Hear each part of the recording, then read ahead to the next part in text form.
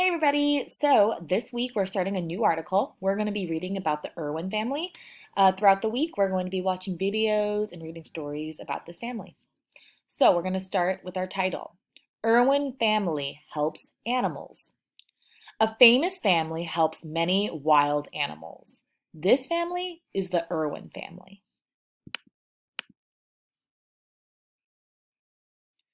The Irwin family is from Australia. The Irwin family owns the Australia Zoo.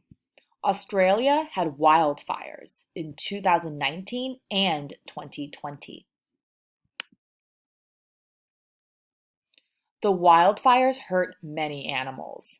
The animals included koalas, bilbies, kangaroos, and platypuses. The Irwin family wanted to help the animals. The Irwin family brought animals to the Australia Zoo. The Irwin family helped many animals feel better. So let's go back to the first page and kind of discuss what we just read. A famous family helps many wild animals. This family is the Irwin family. So the Irwin family, as we see here, there's 4 of them, and we are going to be learning more about them.